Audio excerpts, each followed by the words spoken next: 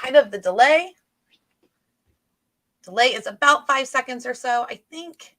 Let me go ahead and make this window smaller so I can see the chat. Yep, because that's what I need to see. And then I will go to this window. Okay, so welcome everyone. I'm author Elizabeth Ann West. Can everyone hear me okay and everything? I think you guys can. Let me go to the YouTube studio so I can see all the chats. Okay, good. Oh, fantastic. Okay, we're here. We're on. Yay, internet was so crazy. Had to go to another city to work. Got it. Okay. My hands are like numb doing this. This is going to be, I've done this before, but not since kind of like all the hullabaloo and everything. Okay. I'm author Elizabeth Ann West. I have been publishing since 2011. Before that, I was an SEO article writer. So I've been making money for my writing since 2007 to pay bills. In 2021, Christine Breen, a good author friend of mine, introduced me to this idea called Sudowrite. And I was like, Sudowrite, like P-S-E-U-D-O, right? And no, it's S-U-D-O-W-R-I-T-E, Sudowrite, which is a really cool software to write with AI. Started off just the very basics to like use it for describe or to do actually what's called wormhole, but now it's called the write feature and it would write a little bit. So that was in November of 2021. I published 3 books between 2021 and 2022 that did incorporate AI into them. And my readers loved them. And my readers know that I write with AI. And then in early of 2023, I got a great opportunity where I got to actually join the Sudowrite team for a little while. Turns out I haven't worked with a company for 15 years. So it wasn't the right answer for me. So I've dropped down to contracting with them. So I still teach classes over there and everything. And then I started Future Fiction Academy, which is kind of a reincarnation of previous schools that I used to run, which was What Authors Need to Know. So Future Fiction Academy, I started with 4 other wonderful authors. Yeah, 4. Steph Pajonas, who also owns AI Writing for Authors on Facebook. Leland Artra, who has also been indie as long as I have been, brilliant computer scientist. Christine Breen, who I mentioned, who introduced me to AI. And she is also a highly technical writer and writes really great fiction. And then the person who introduced her to AI, who I've connected with, Karen Brown, who writes novellas, and she's been in the industry for a long time as well. Karen Brown, Christine, and I, for 6 months, would used to get together on Zoom, and we called ourselves the Prompting Queens, and we would just come up with all the different prompts. So that's a little bit about me for those of you who have never met me or anything, or like, who the heck is this woman and why should we watch her write with AI? This is the longest AI project I've done live public before. We're going to go for 50,000 words this weekend. I think I'm going to have to add more sessions on Sunday. So let's do a little bit of housekeeping in that I've already prepared for you guys kind of a tool to help you out. And you can see it in the description. In the description of this video, if you scroll down, there's a link to the Notion page for you guys, which I can actually, I did, huzzah. Okay. I'm going to use my jump cut. I'm going to put the link in chat for you guys. So this is the link to the Notion page. And now I'm going to go ahead and share my screen and we're going to get started. I'm going to talk a little bit about what the plan is. And then we'll get started writing here in about 5 minutes, hopefully. Okay, so let me go to Future Fiction Academy Write A Thon so I can see where I'm at. Okay. Oh, duh, Elizabeth, you have to share the screen. Let me add it to the stream. There we go. So now you see what I see and we're all together. And then I'll go ahead and open up the YouTube studio on the side so I can see that.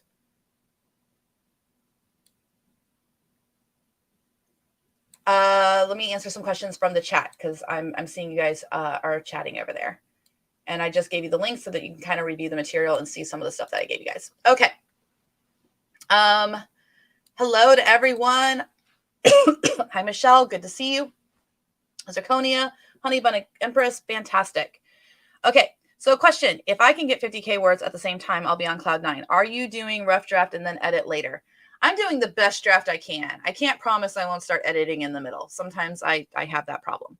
But I'm going to attempt to get decent draft, stuff that I would consider. So my old writing process used to be that I would dictate the scenes, which would be horrible drafting. And then I would clean all that up. If I can get to kind of like that cleanup stage that I normally would have had, and it just needs like a final edit for like minor details that aren't kind of consistent around, or changing some dialogue, maybe like one, maybe two more pass throughs. That is my goal. So that is the goal for today. So hopefully that answers your question, Christina. And let me kind of put this over here so I can see it on the side here. I have a TV for a monitor, so we're gonna try to do both here. All right. So the link that I shared in the chat, and it's also in the description, this is an open Notion page that I created for this event. So I wanted to go over a little bit just what the project is, components that I made. So you're gonna see this a lot, this screen a lot. This has all of my pieces and components that I made over the week. Obviously, if you see it on screen, you can copy and the prompting and everything like that. But I'll warn you now, this is going to be a hot mess. I'm not going to pause if somebody says in chat, "Can you go back to that screen so I can write it down?" The Future Fiction Academy does get all of those prompts. They're getting the whole like workbook put together of everything. They're getting everything I did prep work, everything that I'm doing for the sessions and such, and then everything that's the final so that they'll be able to see it. If you want to join the Academy, no big deal. There's a 3-day free trial currently. So, and if you try that, you can see all of our previous ones. It's the 5 of us that we talked about. We do 8 lab hours a week, all on advanced AI work.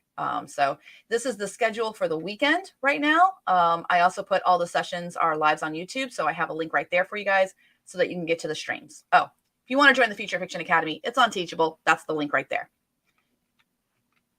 I'm going to slow down. I promise. All right. Tools that I have access to and plan to use. I think this is important so that you guys can follow along with the experiment too. Sudowrite, including Story Engine. Start of the weekend. Jump Cut. This is a free copy paste tool for Mac. So if you hear me say, "Oh, I'll just get it for my Jump Cut," that's what I'm talking about. For PC, there are other tools out there that help you. The idea of the tool that you want is something that you can copy a lot of things, and it's kind of like sucks it up like a tray, and then you can go like, okay, paste this in, paste this in. It's a very helpful tool when you're working with AI. How many of you work with AI and it's just like a copy paste lollapalooza? I actually say that being a creative director is one thing, but then in some ways we're just the secretary to the AI because we're just trying to move the prompts and stuff over and over. I'm also going to be using a tool called OpenAI Playground. If you're not familiar with Playground, there's a couple of videos on our YouTube channel right now, not that many because we just started, about Playground, especially the older models. OpenAI Playground is this tool right here. It is not the same as ChatGPT. However, I have noticed now that when you log into OpenAI, it gives you 3 options, which is Chat, DALL-E, and then it says the API. You want to click on that API tool, and that's what will take you to the Playground. Playground has a lot of advanced features that ChatGPT does not have, but it does have a learning curve for you to learn. We'll be mostly working in the chat mode with the different models, particularly 16K and 4. To get access to 4, there's an application process. You have to apply for GPT-4. I don't have access to 32K. If OpenAI is listening, I'd love access to 32K. My organization name is Future Fiction Academy. If we could hook that up, that'd be great. But I'm still waiting on 32K. I don't have access to that. But 4 is what you apply for. But the models here, everyone will have 16K, 0613, or 3.5 turbo in their OpenAI.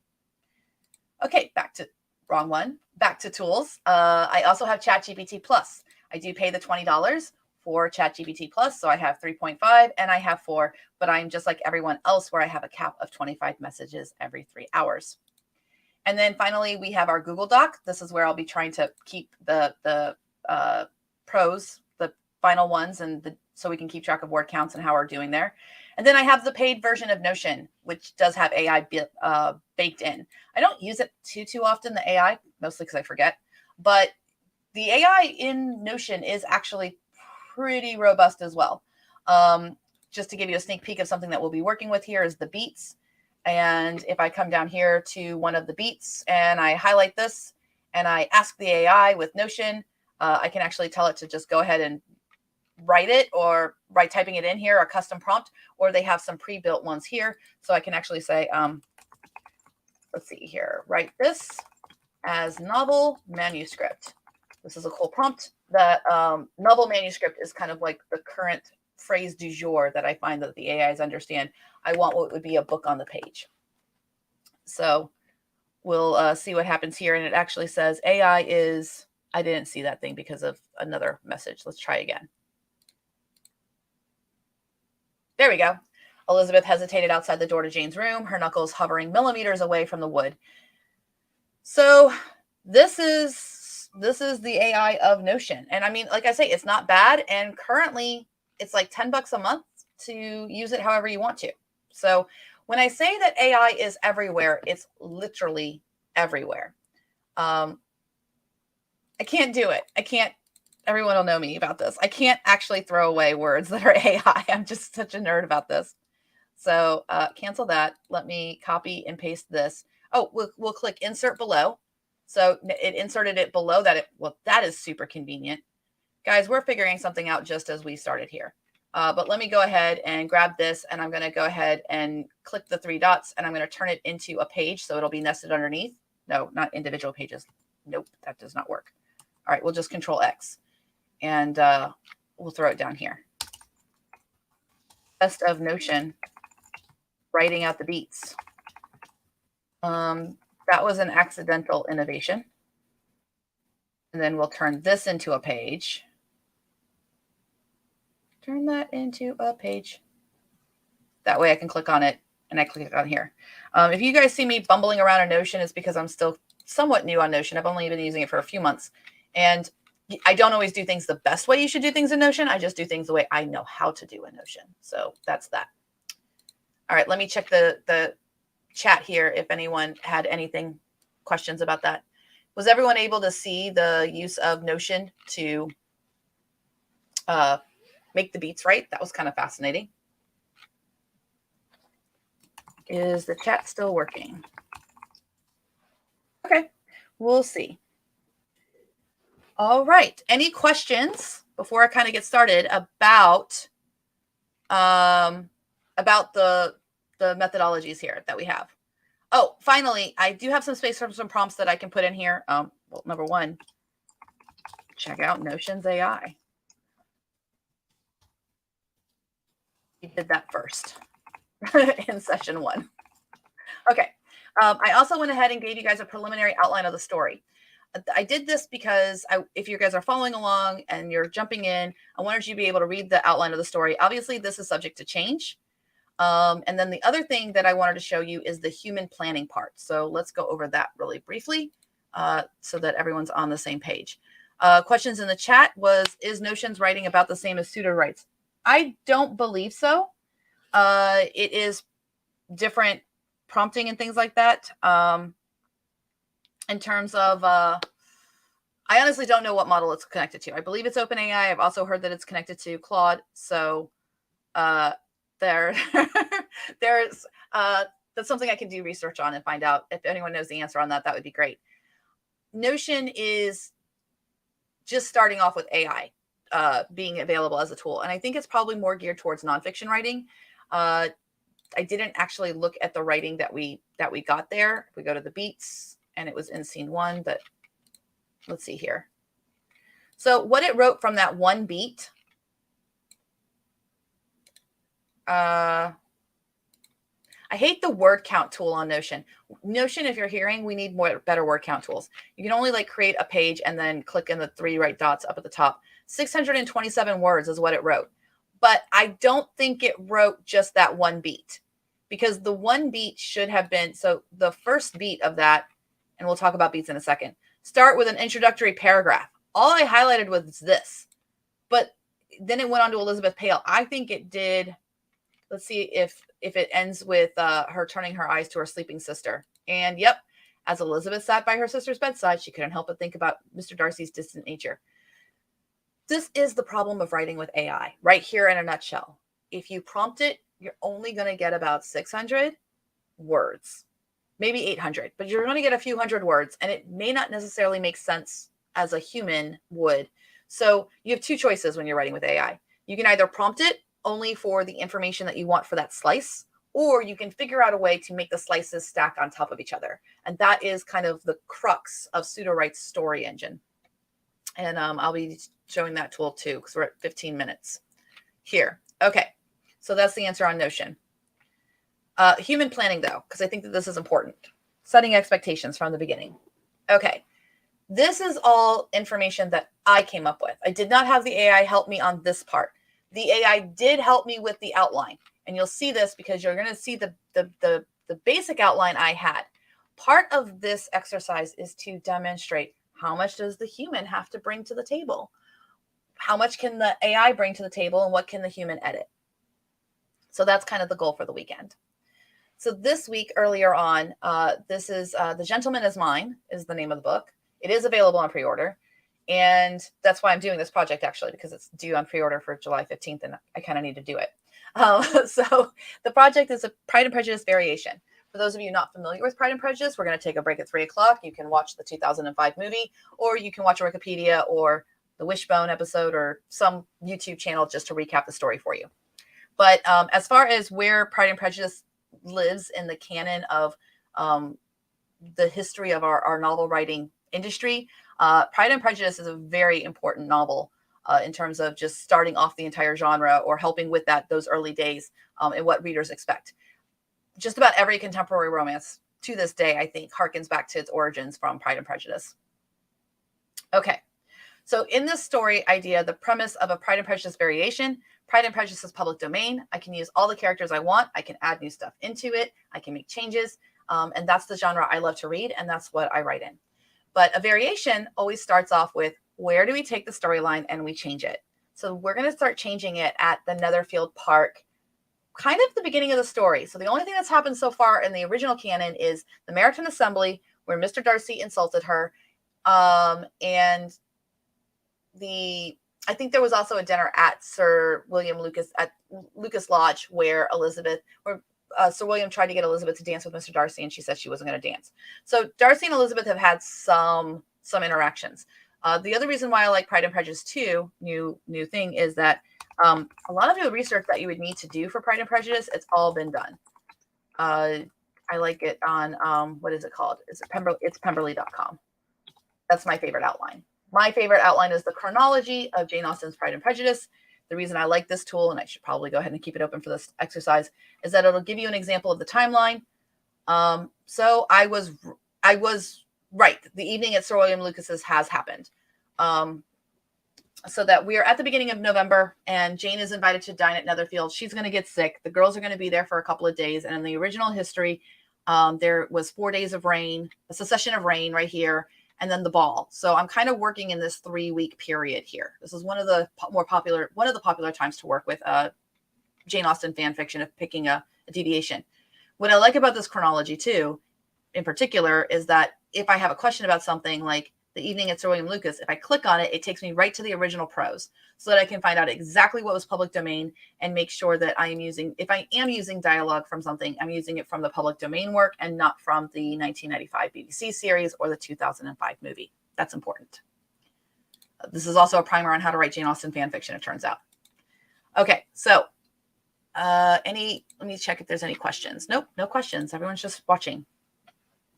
So I outlined the project for myself, and this is not prescriptive way of writing with AI. It's just how I did it or how I'm doing it. So I knew exactly what I wanted to accomplish, and that helps me get back to it if I need to. So Caroline Bingley is going to challenge Elizabeth Bennet to stay away from Mr. Darcy. You can't have him. And yes, this is kind of like loosely inspired by the very great song "The Boy Is Mine" by Brandy and Monica, which was one of my favorite songs when I was in high school. So just because it's funny. And but they're not actually gonna they're not both dating Mr. Darcy at the same time. Like, we can't make Mr. Darcy a cat. That's not gonna go for the genre. But it's that idea though of two women, like, he's mine, no, he's mine, stay away from him, that kind of concept. Mr. Collins is going to actually propose to Mary, who will accept. This is another change from canon. The original canon, Mr. Collins, the cousin, shows up. He's going to inherit Longbourn because there's an entailment. Mr. Collins originally asks for Jane, and then Mrs. Bennet says, oh no, but Elizabeth is available because Jane's about to get engaged. In my story, Jane and Elizabeth are both about to be engaged. So what would be the logical conclusion that Mrs. Bennet would suggest? Your choices would be Lydia or Mary. I chose Mary for this story because I need Lydia to be available to try to run off with Mr. Wickham later in the late story. Although now that I say that, would be kind of ratcheted up drama if Lydia was stuck trying to marry Mr. Collins, she doesn't want to marry Mr. Collins, and then nobody would blame her for wanting to run off with Mr. Wickham, because none of us want to marry Mr. Collins. I don't know that we're going to edit for that, because that would be kind of a big substantial edit, but it's an idea. All right, Mr. Collins is going to write to Lady Catherine de Bourgh. In the original book, she shows up at the end. She's probably going to show up. She shows up earlier now. And then Mr. Wickham is still going to come to the neighborhood, because I don't have anything that I've changed to make that change. When you're writing variations for Pride and Prejudice, is my experience skillfully, if you're going to change a public domain work, you want to make sure that your change makes sense for what other changes you make. You can't, I wouldn't recommend willy-nilly just changing whatever without any reason for it. That kind of makes for a less fun experience for the reader. So the only way that it would make sense for Mr. Wickham doesn't come to the neighborhood or something like that is if I start the story much earlier, which I've done with other ones. Okay. So at some point, Mr. Darcy is going to learn that Elizabeth was really not that into him. And this was just kind of a little bit of a competition at some point. And then I needed to figure out a way for Elizabeth to kind of make it up for him, but I was kind of stuck because it's historical. So they're going to be engaged. And then he offers for her to break the engagement because that's historically accurate. Only women could really break the engagement with no problems to their reputation. Men would have, it would look really bad on them. And so she's not going to cancel the engagement. She's going to basically repropose to him. And I think that that's going to be really exciting readers. It's one of the ways that you can kind of sneak in some kind of modern sensibilities, but it's not really modern because she was already engaged to begin with. So there we go. Each scene is going to equal one chapter just because AI understands scenes better. When we work with Sudowrite, they're going to say chapters. So understand that when I say chapters and scenes, they're pretty much interchangeable with each other. I just wanted to make sure that's clear. We're aiming for about 2,000 words for each chapter, and I like to keep my dialogue about 50%. And then this was all the information that I had before the AI ever incorporated with the words and everything. So, and then here I have a tasks and the tools and commands, and this is the plan of this, but we're already, I think, behind schedule because we're already halfway. We're actually 25% of the way into session 1, and we haven't started writing yet. So welcome to Learning with Elizabeth. But I think that this was important because I wanted to really kind of illuminate all of the different human preparation that can go into a project like this. All right, any last questions before we click go? And I'll try to explain what I'm doing as I go.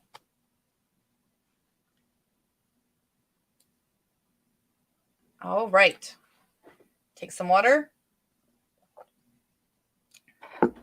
And here we go. Okay, we don't need the test of the notion. So the first thing that I'm going to do is go ahead and get my Sudowrite set up. I have the gentleman is mine A and the gentleman is mine B. And if you're wondering, Elizabeth, why do you have the gentleman is mine A and the gentleman is mine B? That's because you can run 2 story engines at once. This is a super advanced tactic. The last time I did it, I think I made Ingrid very dizzy. But we're going to give it a try. So the first thing I need to do is the gentleman is mine. This is going to be my master. That's why it's an A. So we're going to go right into story engine, and we're going to start filling in these components.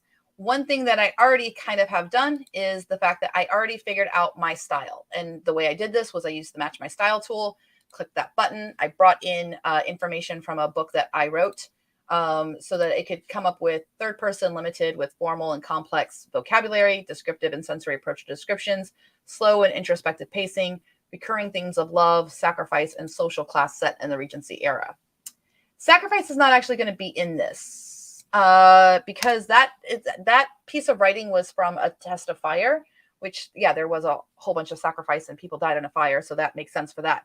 Themes are really important when you're writing with AI. The theme is literally the lens through which the AI is going to pick and choose word choices, tokens, because it works in tokens.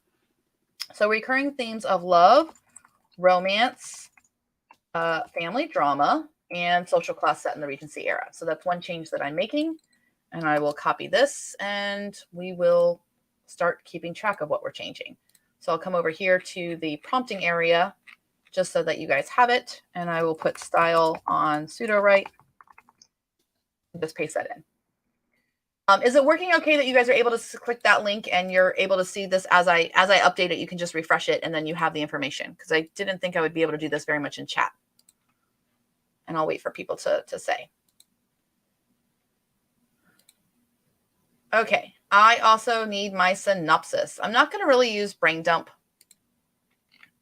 Brain dump is something that's good for if you need it, but not for me. So let me come down here to C. Yep, I like this and I like this. It's not called Beyond Prejudices. This is all what AI wrote.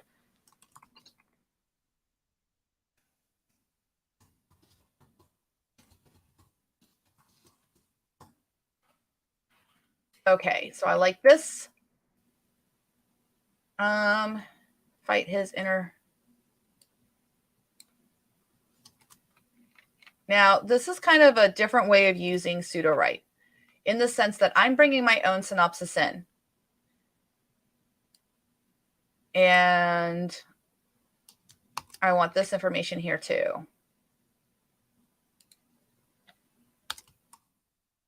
Okay, so this is a pitch and hook. That's what I usually prompt when I want something. I give it the outline and I ask ChatGPT, give me a pitch and hook for this. Then I'll say remove the marketing language and we just and add a clear ending, and then we have a really good synopsis. This is going to help control what Sudowrite decides to do when it generates the beats, because what I'm probably going to do for the most part is, well, you're going to watch me change the beats in real time because I did not get time to write all my beats. Okay, genre, we're going to do Regency romance. Jane Austen fan fiction. Okay, so we have that. And now we're going to move over. This outline is outdated, if I can remember correctly. These were some, we're going to get rid of the, oh no, I closed out of that. Come back. It's a wonderful thing about Sudowrite. You don't lose your work. It's right there. Let me check the chat while things are going here.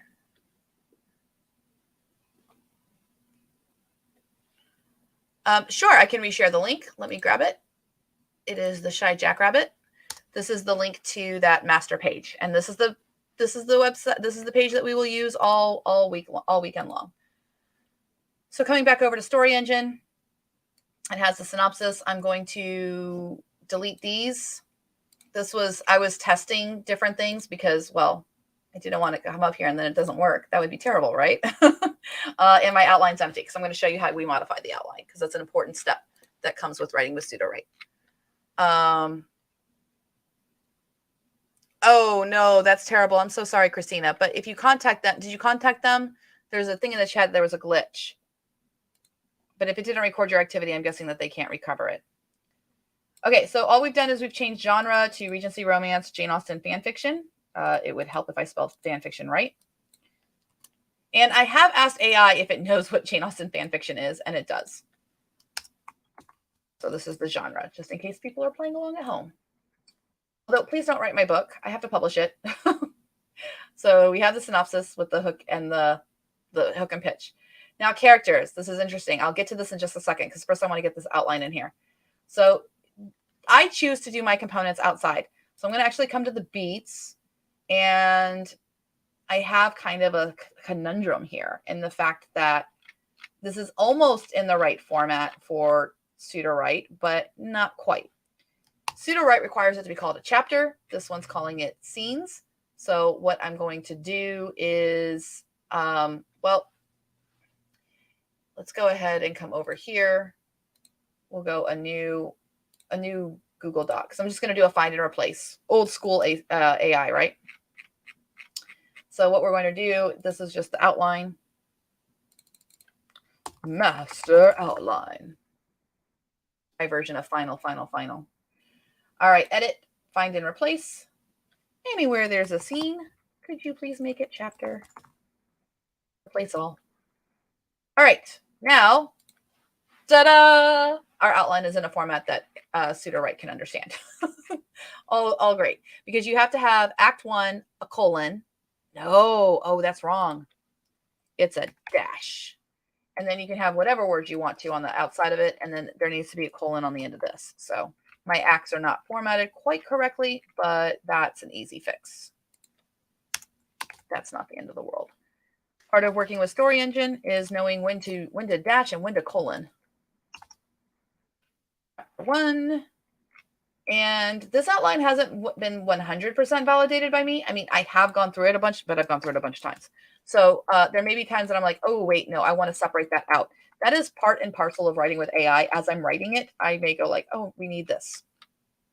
Now, what you're about to watch happen after I get this fixed is we'll get the characters in there, and then I am going to really work hard on the beats. And then once the beats are done, what's going to be scary, I think, for a lot of people is you're going to see me go, and let it go, and I copy and paste and I move on. That's because I really know how to do beats. It's a methodology that I helped kind of innovate on. I'm not saying I'm the only inventor or anything like that, far from it. But there was a group of authors that we were meeting together, and we realized that there's this interstitial step between chapter summary and actually getting a scene, like the book on the page, the novel manuscript. If you try to just go from a summary with AI, you end up like with another summary. It just doesn't know how to take that summary and break it down. So we break it down into beats. I call them commands because I like to remind myself to put information in there of like what I need to do. All right, and we're gonna need Sudowrite in 2 tabs to do this properly. So we'll bring our Sudowrites really close to each other and hope we don't screw this up. A is over here, B is over there, which we don't have B yet, but that's okay. We'll get there. All right. So here we are in the beats. I'm going to create another one right here that's going to be called page and Sudowrite outline.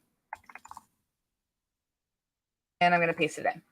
Now, part of the problem of working with Sudowrite is that you can only do 1,700 words in the outline. So I have to only grab 1,700 words. Let's just do up to Act 4. I think that kind of, I think that's enough because the ending is already in there. It's kind of superfluous. We'll get there. The ending's not going to change what happens in the early parts of the story. No, it's not been truncated. It is only 1,700 words. Please let it be 1,700 words. Why is it not 1,700 words? Good question. All right, I guess we'll work through chapter 3. This is because before I did the changes. Okay, now I remember. Well, we can end up with the proposing to marriage and find out how that goes. Boop. And it's not going to matter too much because, again, what Sudowrite knows, what the AI knows, it can inappropriately put in when you least want it. Okay, so now we have this information for chapter 1. And because I actually have a Notion page that is connected there, I'm getting some wonky formatting. Not a big deal. I just delete it out. Not the end of the world. And I'm also going to do another hack because I have a feeling we're going to be doing this a lot. I'm going to press enter here and put Sudowrite outline. There's a reason for this. Copy it because when I'm working with my jump cut tool, when I do the drop down, it's going to say Sudowrite outline, and that tells me what it is. And then every time I paste it in, I can just delete out the Sudowrite part. A lot faster. Okay, so we have our outline. We're missing characters. We're about to go here in just a second for the beats. So let's go ahead and grab our characters. So in characters, what I actually have is I have a list. I use GPT-4 Playground to analyze my outline and make me a list of all the main characters for the story outline so I know who has to be in for what chapter. So what we're going to do is we need Jane, Elizabeth, Mr. Darcy, of course, Caroline. And actually, I think the only thing I'm not going to need is the minor characters. So we have all of our major characters here. I'm just going to grab these 5. Characters just have to be in the example of a colon, their name and a colon, and anything about them. Let's bring it over to Sudowrite. 348 words. We're good. She, a spirited and witty young woman, fiercely independent. She can be stubborn and quick to judge. She was wounded by Mr. Darcy's initial dislike to her at the Meryton Assembly.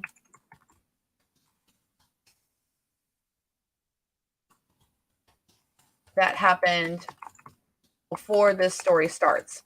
So this is where I'm giving important information to the AI that it just doesn't need to bring that in so that it knows, like, okay, not that part, but also realizes her own pride in rejecting him. She's not going to reject him. So this is a change. So actually what it did here is that because I'm writing public domain work, this is where I sometimes get hamstrung a little bit. It's doing the Elizabeth Bennet from the original. In my story, she doesn't reject him, so I have to correct it for that. Also realizes her own pride. Her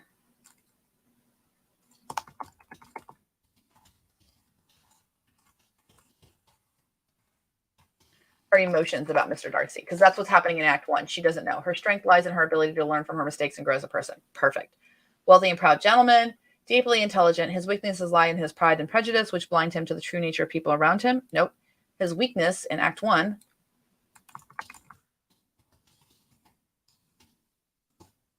and believes that any woman would consider herself lucky to win his hand in marriage. However, he is capable of self-reflection. There we go. She's kind-hearted, always sees the best in people. Jane looks for compromise or peaceful explanations for all problems. She's overly optimistic, believes in love at first sight more strongly than her sister Elizabeth, but she doesn't fully believe that she is worthy of Mr. Bingley's regard. She is in love with Mr. Bingley. This is kind of an important part. Her weaknesses are inability to see others' faults, and she often puts other needs before her own. Good. Unwavering belief in the goodness of others. Cool. Charles Bingley, a charming and amiable gentleman with a pleasant countenance. Mr. Bingley is easily influenced and can be naive at times. He is warm-hearted, seeks happiness. His weakness, led astray. In this story, it's not being led astray. His weakness is to be easily influenced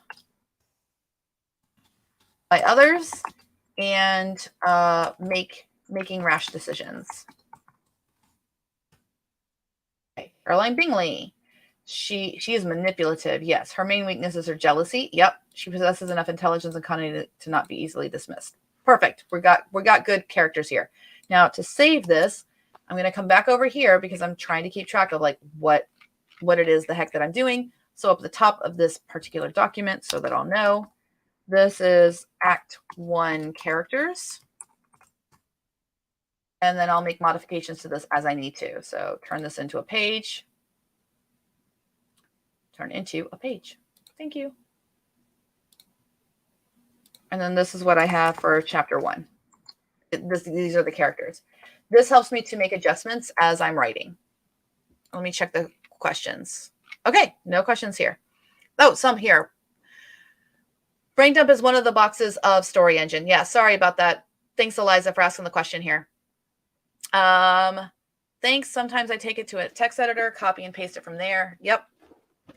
Spend a lot of time in Notepad. Amen. We're just the secretaries for the AI. Okay, we have characters. We have Act 1. We are ready, ladies and gentlemen. But just before we do that, I'll review. Nothing in brain dump. Genre, we have it. Style, we have it. Synopsis, we have it. Characters, we have it. Outline, we have it. But we only have a partial outline. The last thing I want to do is just for transparency purposes, because I want us to know at the end. 5,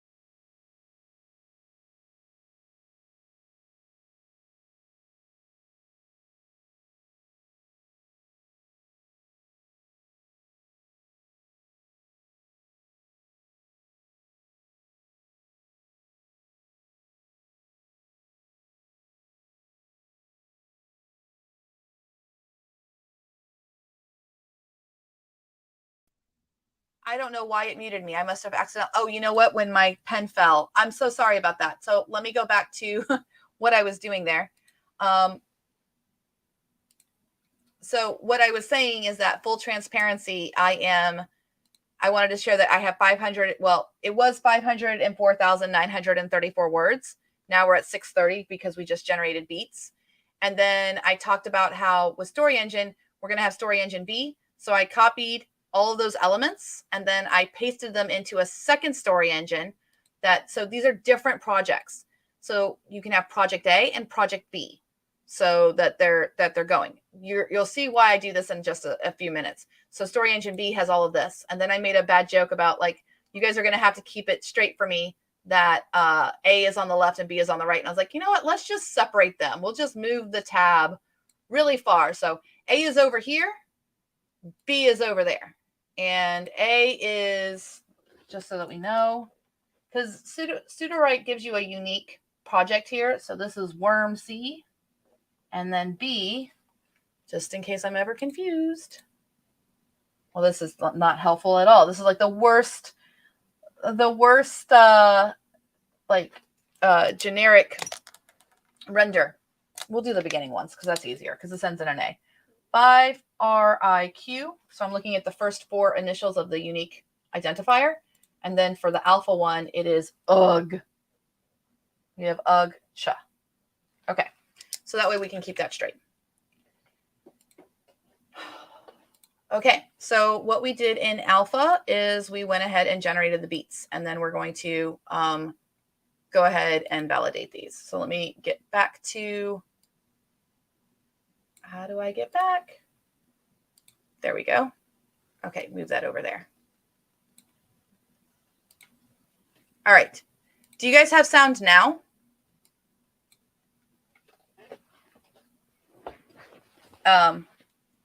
Everything sound good now? I'll wait to make sure that we're all okay. Okay, good. All right. So yes, sorry that it muted. I don't know what button I pushed and it might happen again. Thank you for letting me know. So let me check the chats here. Just sorry about the sound and thank you. I did just repeat everything that I did say. So you didn't miss anything. It is there. Did the information about the characters come from the Notion page? I'm not sure why I can't see where that came from, or was that generated in Story Engine? That was from Notion. That was, the characters was actually generated by me in GPT-4 Playground, where I asked it to read my outline and make me a list of all of the characters. And then I asked it to give me synopsises of the characters and everything like that. So this is a master list that I have. And then I was editing those as I go. So that is in Notion. And that's not one of the elements I'm sharing with you guys just because, well, I'm writing the book. Thank you for the yeses that you guys can hear me now. That's fantastic. Okay. Rather than running simultaneously, can I come back later and duplicate the project or do the copy paste later? Say if I want to write a SQL later. Yeah, you can do all of that. You can't duplicate the project. You'd have to manually do it, but that's okay. All right. So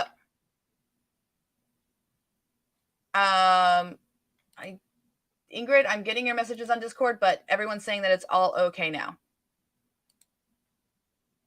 So let you know.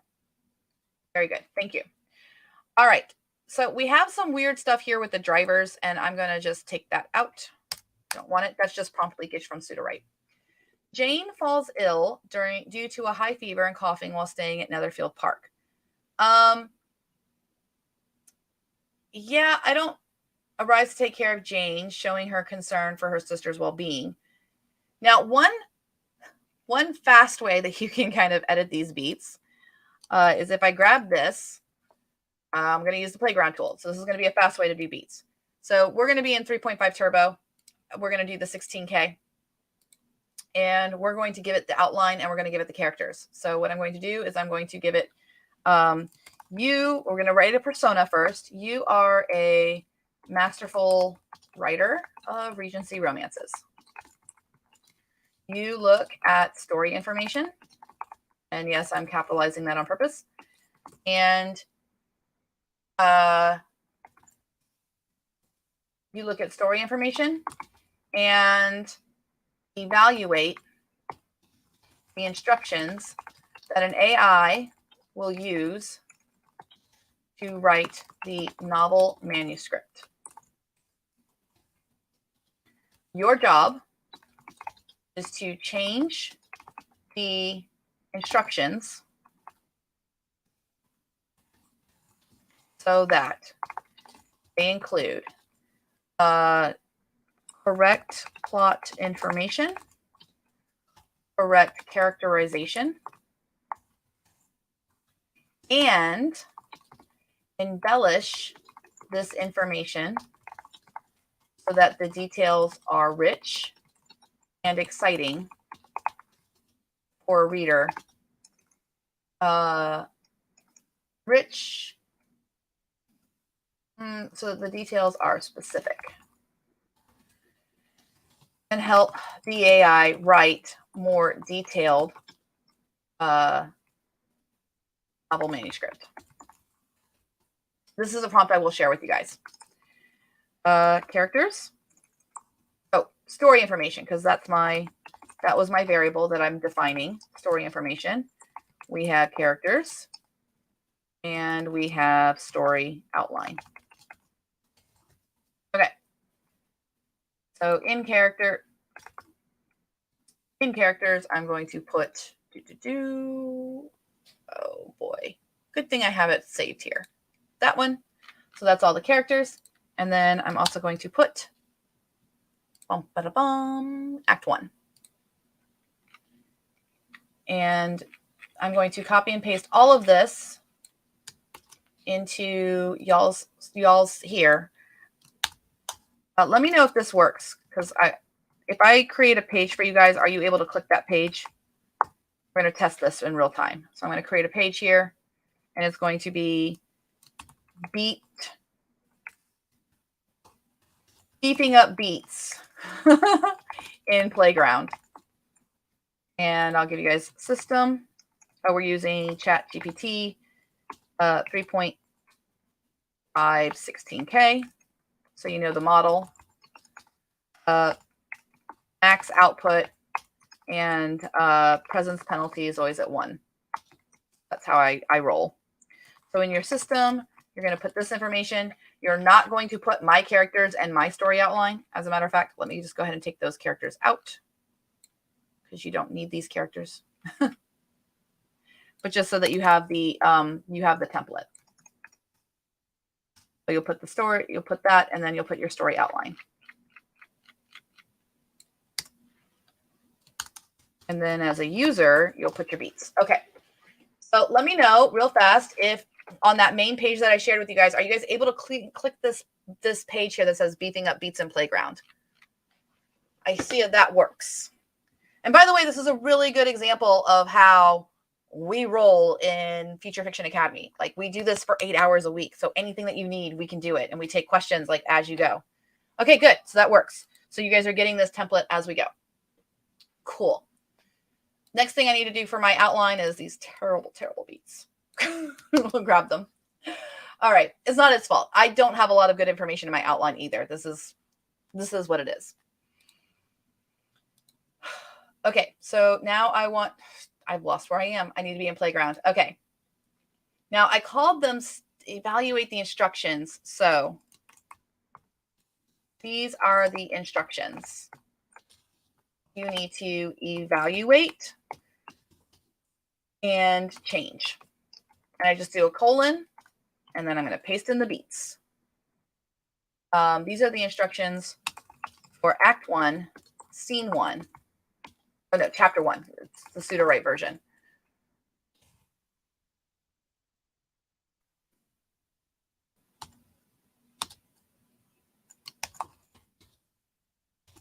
Only include information.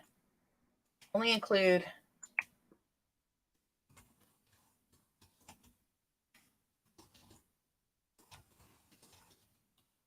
for Act 1, Chapter 1. Okay, so that's what we're going to do. And this is the prompt that goes here. And that's what I'm going to put in user. I don't know if this is going to work. And then put in your beats.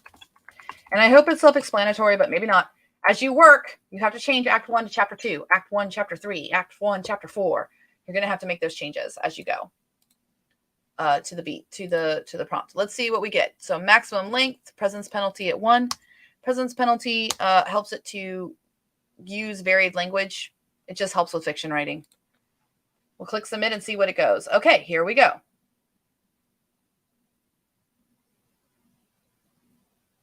All right. This is not the end of the world, because these are actually pretty good. This is actually a good material thing. So let's do this. Do I want this? If I did this and this was 100 to 200 words, if I did this as 1, 2, 3, 4, 5, 6, that's only 1,200 words. That's not quite the length I'm looking for. I'm looking for something a little bit longer. So let's go with, and once we have our methodology down, then it's just going to be zoom, zoom, zoom. So let's go ahead and try this. There's one key element I forgot about this, and that is right here. Keep the formatting of a numbered list.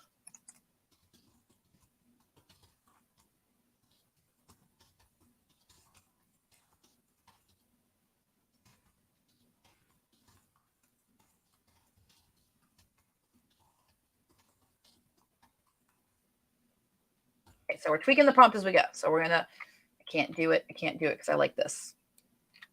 That's fine. I'll be fine. It's gone forever. Okay, try again. And I'll get the updated prompt to you guys. Would you stop it? You're embarrassing me. Now you're writing in novel manuscript. All right. Add in instructions. Add in how that instruction should be written into novel manuscript.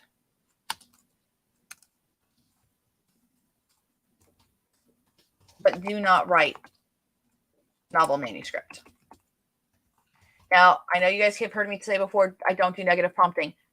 I'm not doing negative prompting on its own. I didn't say do not write novel manuscript with nothing else. I gave it what to do and what not to do so that it understands that these go together. There we go. Now we're kind of, okay. It's fine. It's fine. It's fine. And we're right back kind of like where I was with the original ones, but you can see how these are different than what we had originally. Original was falls ill. Now we have falls ill with a high fever and persistent cough. Her condition worsening by each day. She rushes to another field park.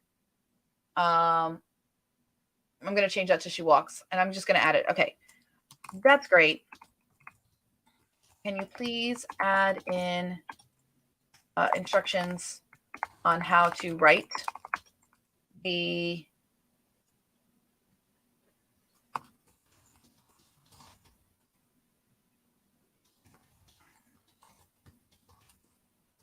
okay, we're cooking with gas now here because I'm going to grab the style guide.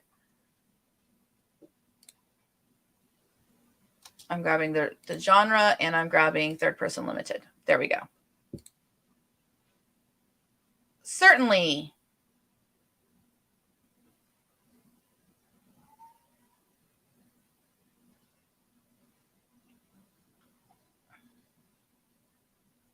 Well, okay. I don't know what's going to work. We'll just stick with the original beats for right now. It's fine. It's totally fine. So we'll grab these. We'll bring them into here, and believe it or not, it should just work. I don't need to necessarily have them numbered because they're going to go in the order anyway. All right, so let's go ahead and generate most accurate. Actually, let's go best prose and let me see how this works. Best prose is faster. That's why I'm choosing it. Seeped into Jane's bones. Oh, I forgot to change it that she walks to another field park. All right.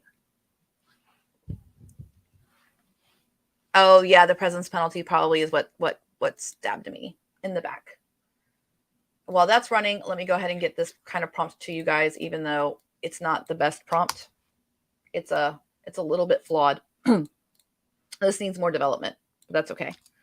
I want to get writing. We're already at the halfway point. So let's see how much we can get written in an hour. Okay, I like this. Cool. And I'll change the stuff where that she walked instead of everything else. Seated in a chair. So I like that it's doing the passing of time. We're cool because I can expand that later if I want to. Not Fordyce's sermons. OMG. It would be Shakespeare that she reads, not Fordyce's sermons. But that's okay. That's a quick fix. Oh, that reminds me. Another tool I forgot to bring up. The notebook. So while I'm validating, this is Act 1, Chapter 1, Best Prose. I need to fix, expand. I'm just making notes for myself for the edits. Fordyce's sermons. No. All right. In the music room.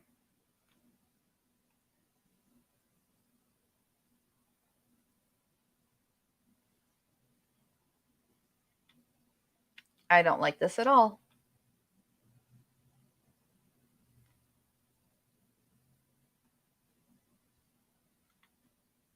What did you do to my Elizabeth Bennet? Okay. Not the great. Probably the beats is the problem, and it looks like it got stuck. Oh, nope, it's still going. 11. I did not validate these beats. I really just do better when I write the beats myself. It does have the tone of the voice and everything like that. All right. Rushes to Netherfield Park upon hearing about Jane's illness. Her heart filled with concern.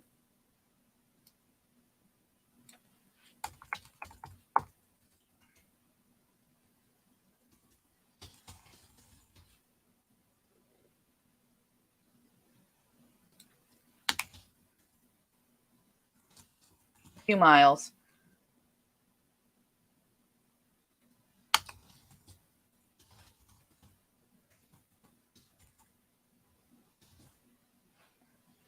Okay. Elizabeth sits by Jane's bedside, holding her hand and speaking softly.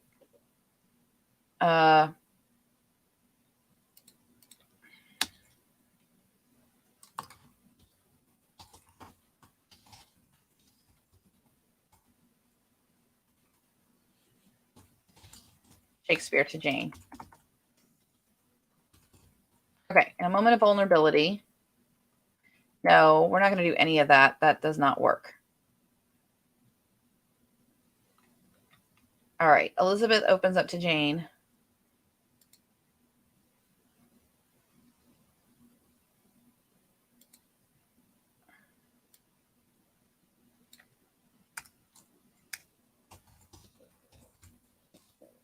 Upon arrival,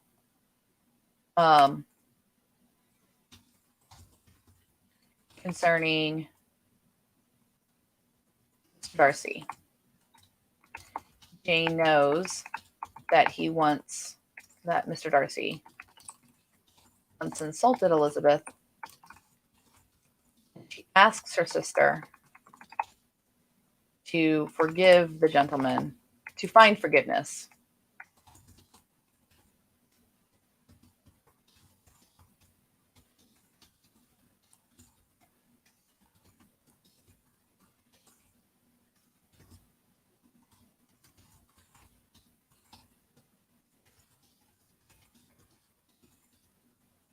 He has not apologized.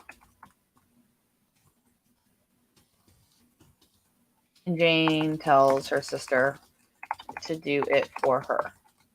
Elizabeth jokes, teases that it matters not what she thinks of Mr. Darcy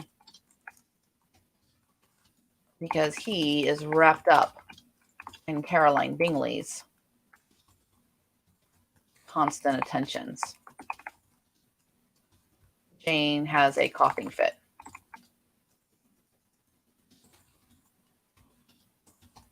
Okay, take that out. Don't want that. Okay, don't need this beat because that one was beefier. Determined, cares for Jane's.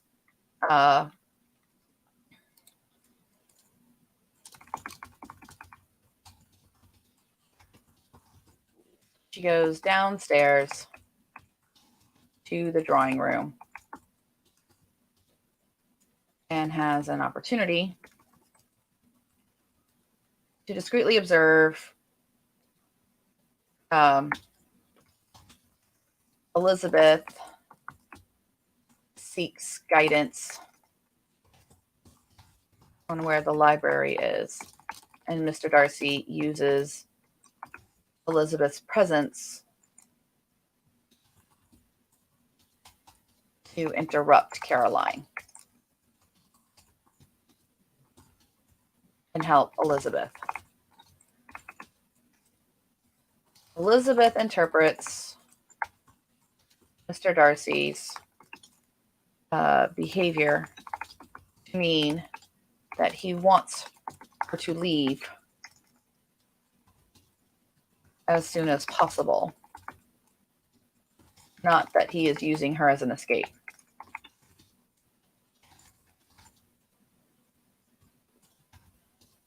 Caroline becomes increasingly assertive in her attempts to capture Mr. Darcy's attention. Okay, I've got to check my numbering here because strides 1 and 2. 1, 2, 3, 4, 5, 6, 7. That's what I was afraid of because this goes to the next one.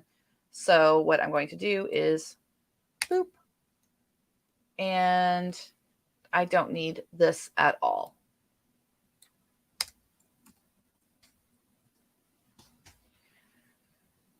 And it's going to drive me nuts that they're not numbered. It helps with validation because it runs in strides of 2. I promise each chapter won't be this bad. It's just I'm trying to get into the flow of how we're going to work it. And I wasn't fully prepped. I tried this week, but I had a lot going on. Okay, Caroline. So this is why it's going to go 1, 2, 3, 4, 5, 6. Pick up sticks. Okay, Caroline becomes increasingly, yeah.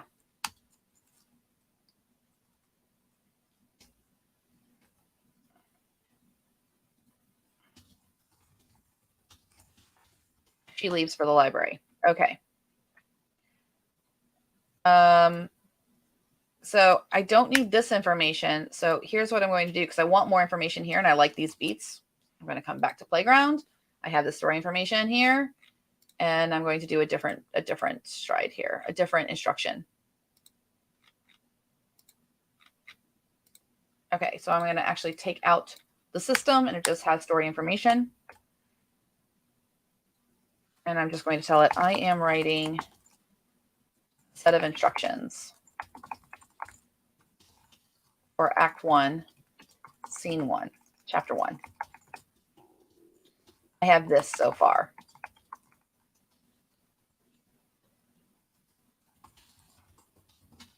Can you give me 4, 8 more beats to complete out the scene? The chapter.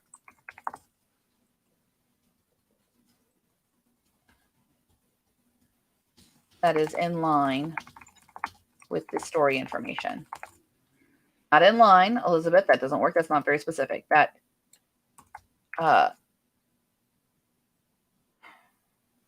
does not contradict.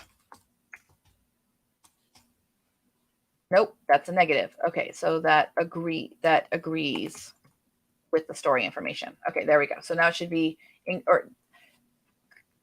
out the chapter that are in congruence with the story information because I want it to match the story information. I don't want it to dismiss. I don't want it to contradict. And so Act 1, we have make several events, decides to so I'll fix this of she returns. Well, that's fine. It'll go for that. Let's go that.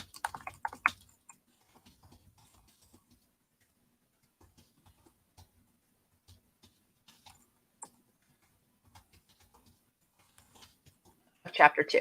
Okay, so there we go. And we'll click submit and see what it does. There we go. Spend some time in the library. Perfect. So it picked up that she's in the library. And now I have these beats. So let's see what we have here. Okay, library. She finds herself growing more and more intrigued by the dynamics between them. Okay, I like it. Upon returning to Jane's side. No, she's not frustrated about that.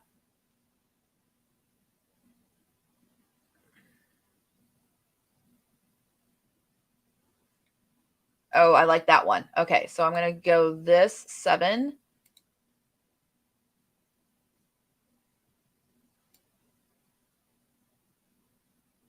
I like this. So 7 and then 8. Make this 8.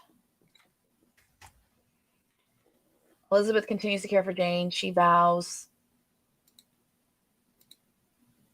I don't know that she's going to vow to keep a close watch on Caroline's actions. Like, that doesn't make any sense at all. I think her curiosity. So I'm going to change this to she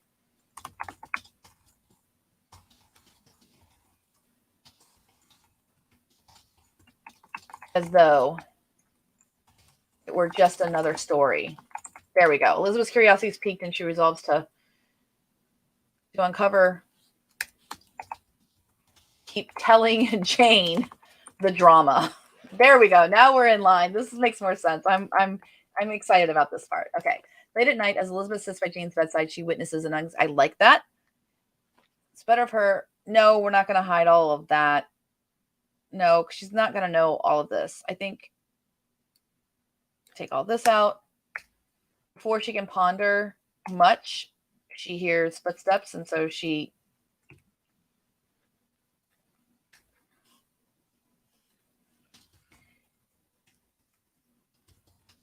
needs refreshments.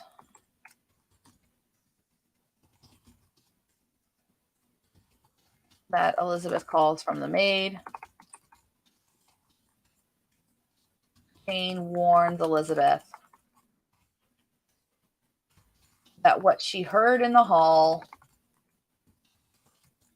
might be a misunderstanding. This is going to run 7, 8, 9, 10. So this is 9 and this is 10. 9 and then 10.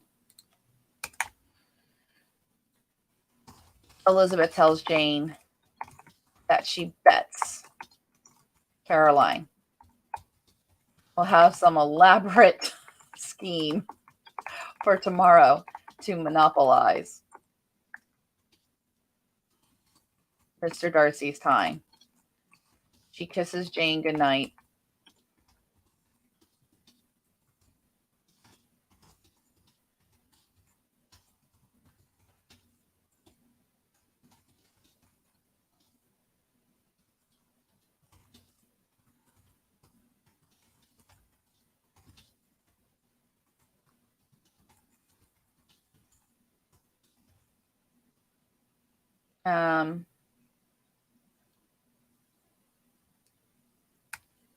She hears a sound.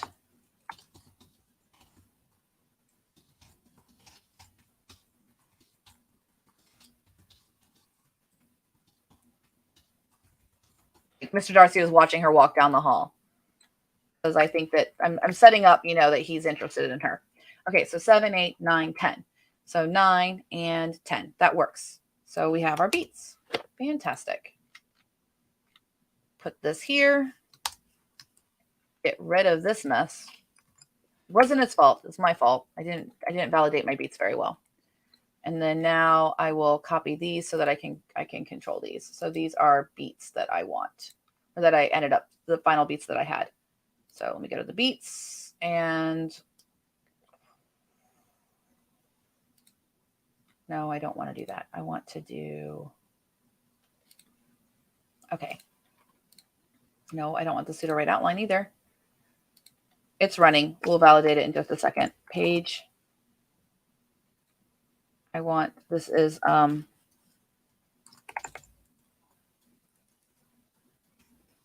chapter 1 beats. And then now it's time to start the other thing, which is on this side. I need to go ahead and get this to generate the beats for not chapter 1, but I want the beats for chapter 2. So I'm going to go ahead and create chapter, and I'm going to make a difference. I'm going to make a change. So these beats that I have, since I have extra room in my outline, I'm actually going to paste the beats that I decided on. Yeah, I knew you'd be upset. Let's just get rid of Act 3, so we don't need it. It's fine. But now I'm going to put the more specific beats in here of what happened, so that way it'll know that information before it writes the beats for chapter 3 or chapter 2. This is what I talk about when I say, like, as you make changes, because I did make changes. Now Elizabeth has gone to the library, so now there's information that it could bring into when it decides for chapter 2 what it wants to write for the beats.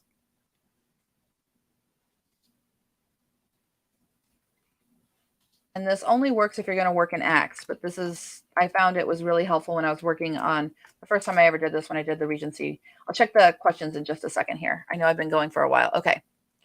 Nope, there's no questions. Cool. We're good. Everybody's happy. So this is still running, and now we've got way more writing. We'll validate this in a second. While we validate that, which is best prose, I'm going to come over here for chapter 2 and generate the beats for chapter 2. Once that's generated, then I can start validating those while this is running. This is one of the ways that I save time. So I always want to label what I wrote, what model I use. So this is best prose. So it's a traveling cloak.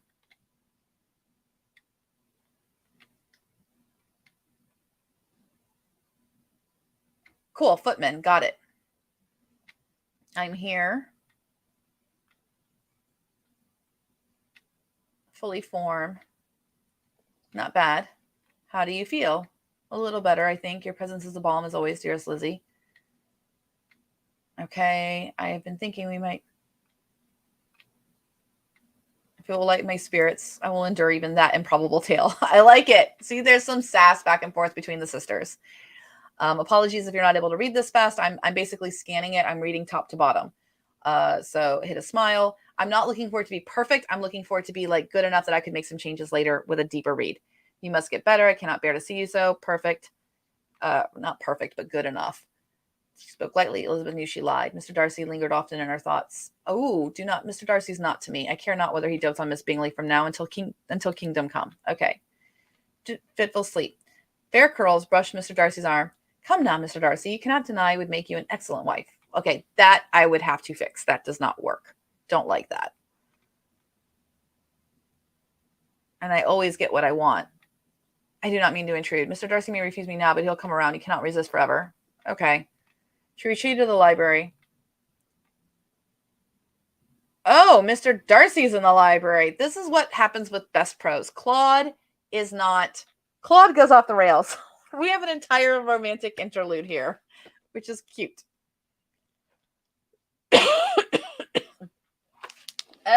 It jumped right to it. What? And this is because of my characters. My character says, yeah, this is not going to work. That's not going to work. That part's not going to work. We'll fix it. That's all. It was all good up to that point. Not a problem. I probably won't use best prose anyway. I like most accurate anyway. Let me make sure my characterization's fixed, though. She was wounded, but her strength, she doesn't seem to be able to trust her new emotions about Mr. Darcy. Okay, so that's that. And let me go over here and make sure that the beats for chapter 2 are done. They're done. So now I can just go ahead and use these same chapter 1 beats for another go at chapter 1, this time with most accurate. That's the model I mostly prefer. However, I do like to kit bash, which there's a video on this channel about kit bashing where I take the best of best prose, because best prose sometimes has some really good turns of phrases. So I'll work with that. This is going to take a little bit. So I'm going to now work on beefing up the beats for chapter 2. So let's just grab these and we'll start with our same prompt that we have.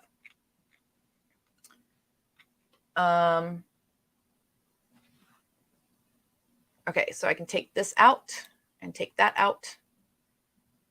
Although I don't think I captured that one. That's fine.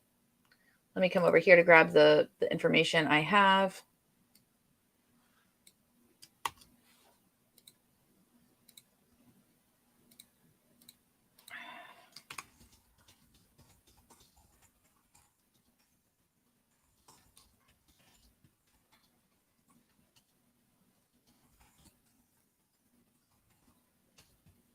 chapter 2. I really wish I had that. Oh, I can't believe I deleted it. Okay, maybe I can Control Z. Can I undo that way? I don't think I can. I think once it's gone, it's gone. Yep. It's gone. Oh, okay. Wait a minute. Wait a minute. We have one show history, maybe. Yeah. Okay, cool. I got him back. No worries. So let me restore this because I liked this. I liked this prompting a little bit better. So let me put this over here, and this is just an alternative.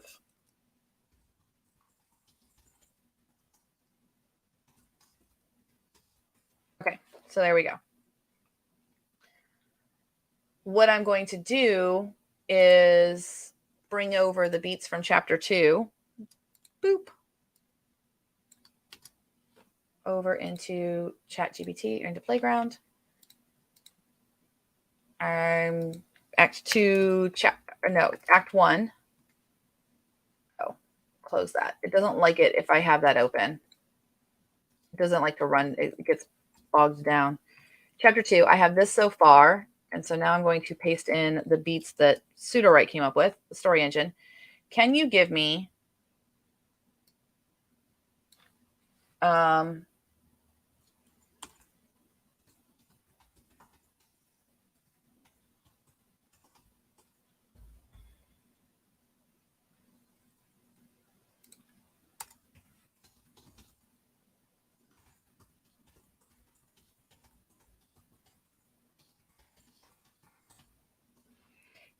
same thing. I need to come over to Sudowrite 1. Yeah, see, this is why I have more Sudowrites because, oh dear. Oh, that's fine because that's alpha. Beta has the updated outline. I told y'all to keep me straight. So if I come here, I can grab this information because I'm working with Sudowrite. I'm working with Playground 16K. I have a 10,000 word context window. So I'm putting all this information for chapter 1 in. Boop. So it knows that that's what happened in chapter 1. And now chapter 2. So, and now we'll click submit. And we'll hopefully get better beats.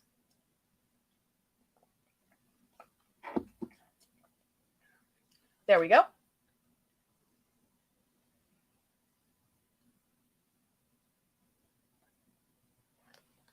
All right.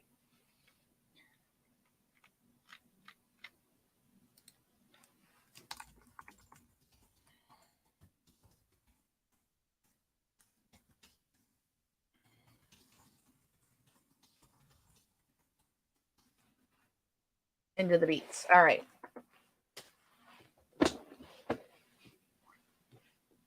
Cool.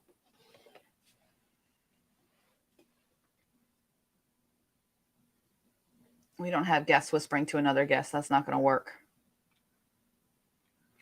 Okay. Nope, I don't like the dialogue. I'm not going to use the dialogue. I'll just use these beats and then I'll validate these. So I'm just going to copy these and come over into Sudowrite. And same thing, I think we're going to be faster if we just stick with what we want to do. So I'll throw these in here for right now. So I can just use them to beef up the ones. Describe the setting of the music room, the music evening in Netherhill Park. Okay, I like that part. And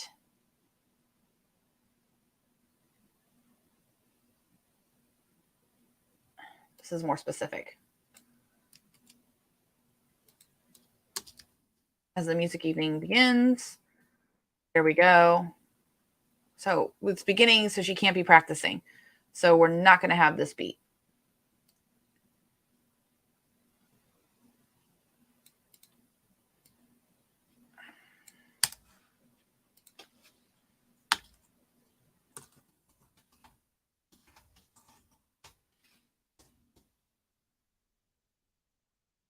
Demands to go first.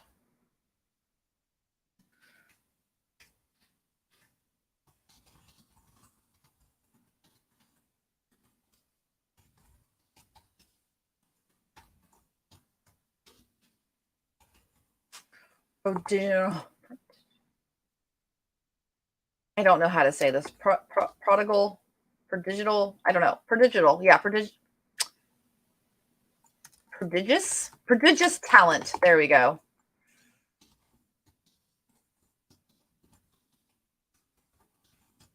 Takes a long time getting her sheet music set up. And the chair just right. This will Caroline's characterization should emphasize her desire to impress Mr. Darcy. Okay, so I'm telling like how to write it. Okay. During Caroline's performance, the specific mistakes she makes, highlighting her jealousy towards Elizabeth's talent. No. Highlighting her frustration.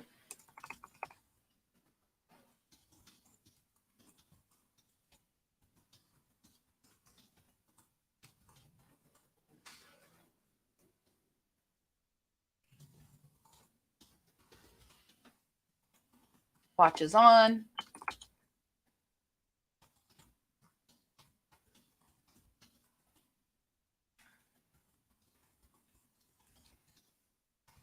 This is very similar. I think thinking to herself, at least she's had practice listening to Mary, her sister Mary, play similarly.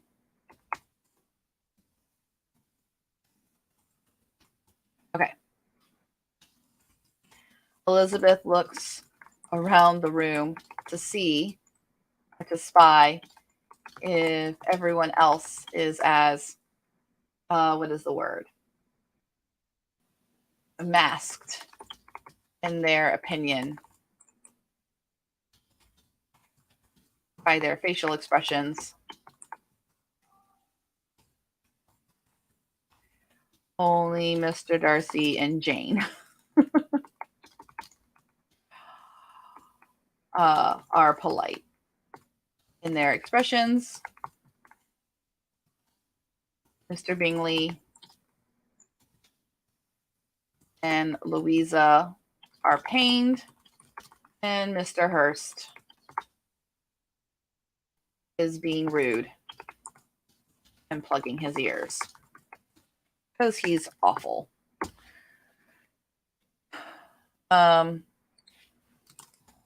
Caroline finishes to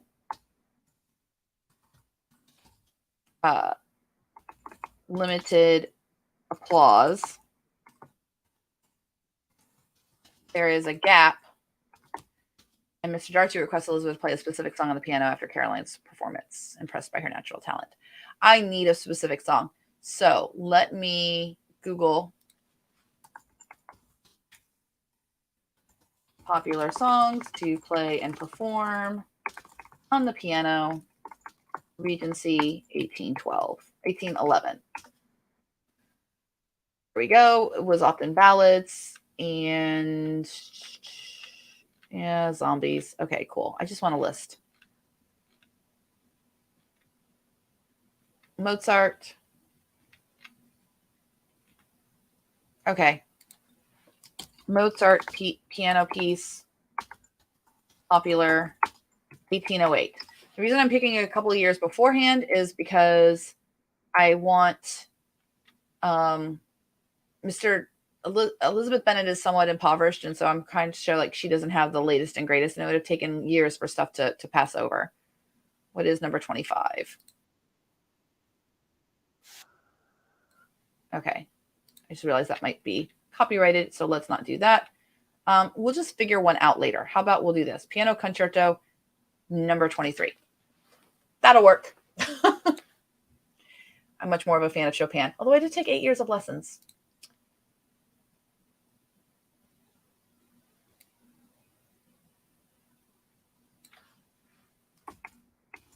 Anything by Mozart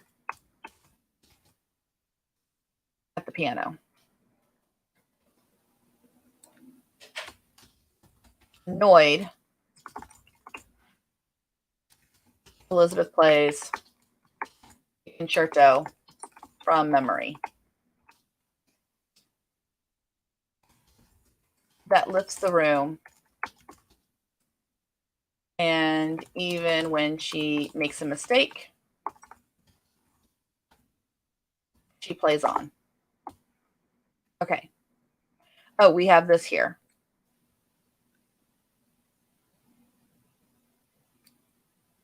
So it's going to go 1, 2, 3, 4. So that's good. So we can have this. So I just cut that out. Elizabeth initially feels independence. She plays the song on the piano. Annoyed, she plays it on the piano.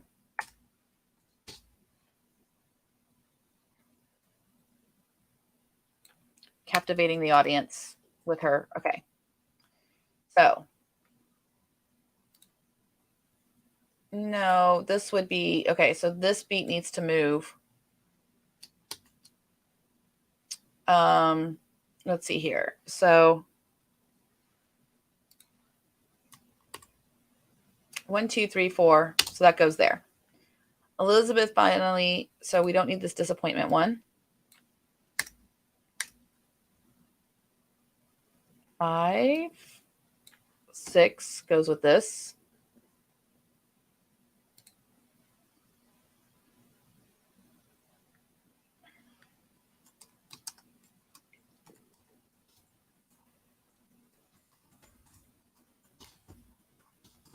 Asks Elizabeth to play a reel. And oh, I need to say too that this is like 2 days later or something like that.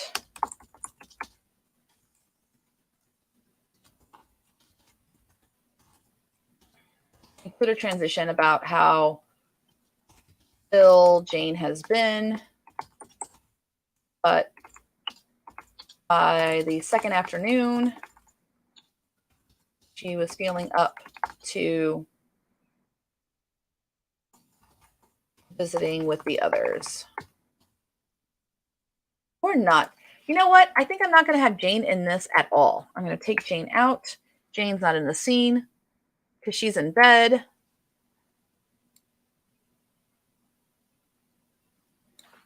Is polite in his expression. Okay. So what I'm going to do is that Caroline asks Elizabeth to play a reel.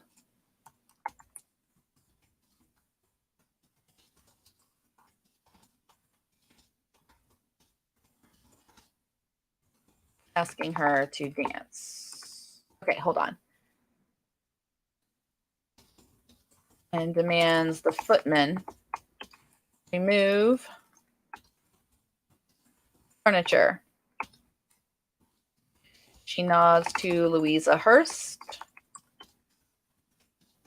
who picks up her sister's nod, or her sister Caroline's desire.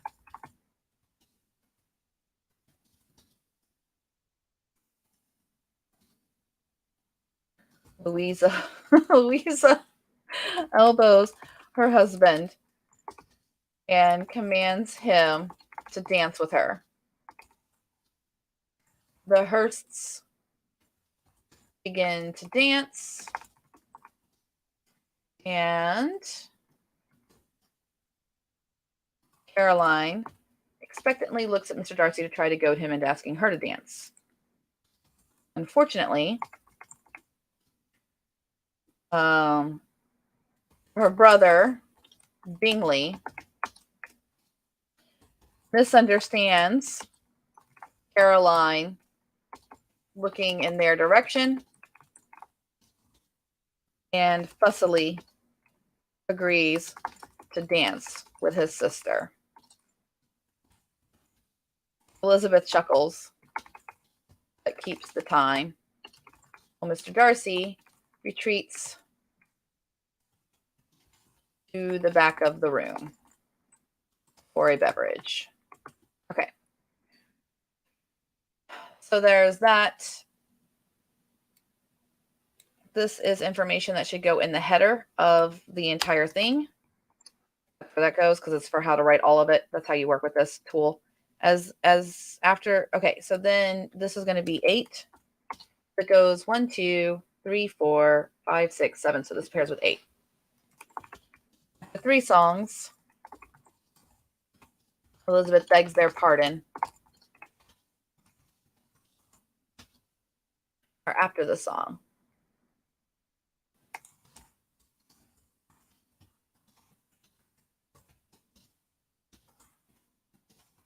Offers the instrument back to Caroline.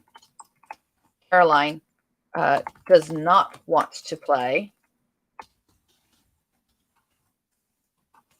because she fears that Mr. Darcy will now dance with Elizabeth.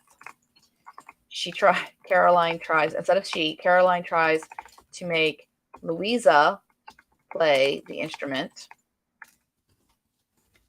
but the two sisters squabble.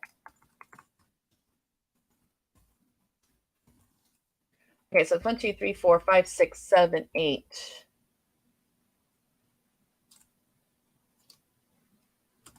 Mr. Bingley starts asking Elizabeth about Jane's condition.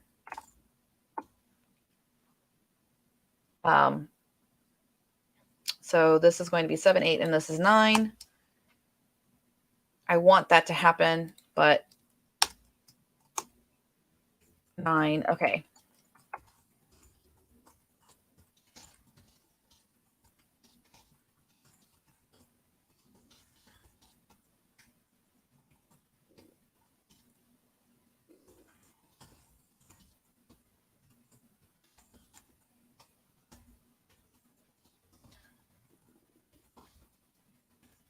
In the hall to check on Jane. Unfortunately, Jane is sleeping, and they decide not to wake her.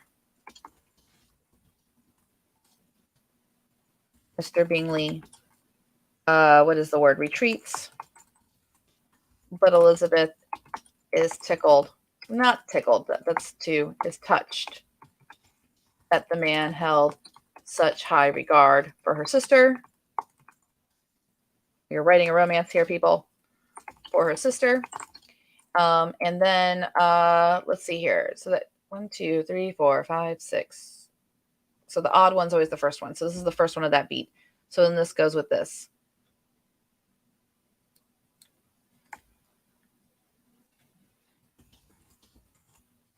An hour later, Jane awakes with Elizabeth reading by her side. Elizabeth recounts the afternoon of music and the comic things that happened. Jane worries about Elizabeth making dinner. I don't know what the next scene is, actually. So let me look at the outline and decide what is the next scene here for chapter 3. And then that way I'll know like what the foreshadowing is here. Afternoon walk. So that would be the following day. So not quite yet. That works. Okay, because we've already planted the Shakespeare. 7, 8, 9, 10. An hour later, Jane awakes with Elizabeth reading by her side. Elizabeth recounts the afternoon. Worries about Elizabeth making dinner.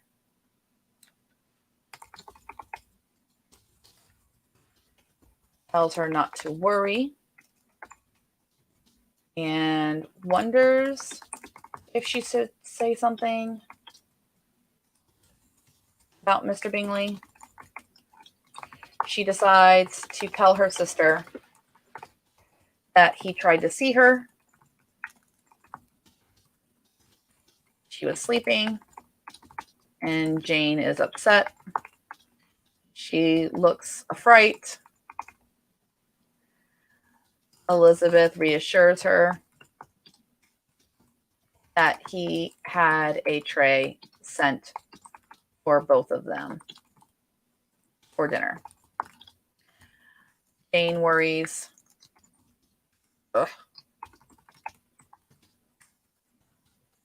That, you know what? I should just turn on my dictation, but worries that she is a burden. But Elizabeth assures her she did not come to Netherfield Park for the company. And that'll end that. Perfect. And that'll work for that. Okay, so that's a lot of information, but I think it'll be fine.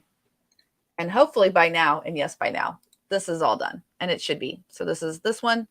So what I'm going to go ahead and do, because they're different projects, it won't matter. The only thing you can't do in Sudowrite is you can't be generating on the one account, but you can make other changes to the account. So what I'm going to do is, since I have these beats, I'm going to copy these beats for chapter 2. I'm going to save them here. Might as well just do this. Okay. Page. Chapter 2 beats. And I'll check the chat in just a second here, guys. Chapter 2 beats. Come back. Okay. And now, what do I need to do? I'm losing my train of thought here. Chapter 2 beats I have saved. Okay, so it's time to tell this one to go ahead and generate, because I like best prose and I like most accurate. So we'll go with best prose first and generate that. Come over to alpha, because this is a different project. Come here to where it says most accurate. And now I need to send these to the project. So I'm going to send a doc. And when I do that, it's going to bring over chapter 1. But I need to label this because it's always going to name it chapter 1, best prose. Add new. Oh, nope, not that one. Oh, I don't want to add new. I'm not copying and pasting. Usually, I'm old school and I'm used to, before we had the send a doc button, I'm used to having to copy and paste. This one is most accurate. That's why we label them. Come to the bottom, send a doc.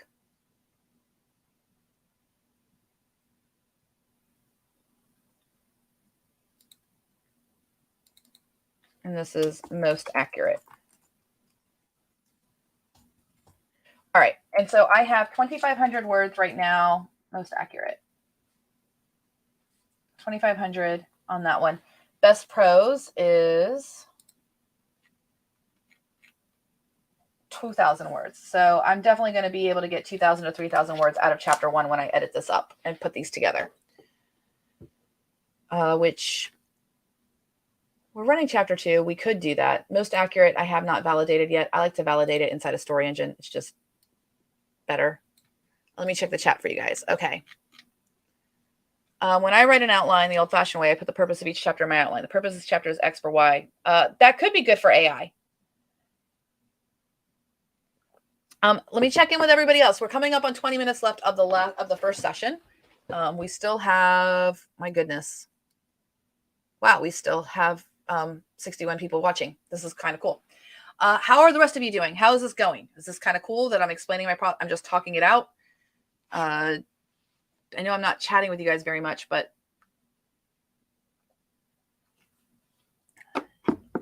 I'm sorry to take a break. Hopefully it's not too weird to see my brain, the inside of my brain. Okay, thinking as a writer. Well, that's good. I shudder at the changes. How are you guys feeling about seeing how much work it really takes to get decent? I mean, you saw when I didn't validate the beats or anything like that, we kind of got stuff that was kind of all over the place. But I mean, are you guys able to see how the changes I'm asking for are happening with the beats? So I think that's the hardest part here. So coming over to chapter 1, we didn't validate most accurate. Oh, a somber veil, the golden leaves of the trees outside Netherfield Park, whispering secrets to one another as they danced with the gusts of wind. I like that. It's not too bad. Miss Bennett, we've been expecting you. Please follow me to Miss Jane's room. Thank you. Dearest Jane, oh, Lizzie, trouble. You're my sister, Jane. Because Jane says, I'm sorry to cause you trouble. That's such a Jane thing to say. Your only concern is for your well-being. You must have walked here. Indeed, I did. It was a small price to see you. Okay, I would take that down one notch. Where would it go? Okay, I'm also interested in that question, but where would it go in the beats at the very top? So chapter 2, I just gave an example of where I threw the atmosphere of the music evening is described using specific sensory details contributing to the mood and emotions of the characters. This is in the header. We call it the header. It's the space before the beats. That will influence each beat as it runs. So best prose already ran 1828 here. And now this is where it gets a little bit interesting. I don't copy and paste. I don't do send a doc on this one because this is not the master. So I'm going to copy that. I'm going to create another chapter 2. Copy those beats, paste those in. And now I'm going to tell it most accurate and click go. Oh crap, I forgot to label. Always label, always label. Okay, so we put this in here. We go most accurate and run that. Copy the best pros. I'm going to come over to alpha, get out of here. And in my main thing here, this is where I add a document. So I'm going to go paste it in because I have a plugin that interferes. So I can't actually change the name of this until I do that. And this is chapter 2, best pros.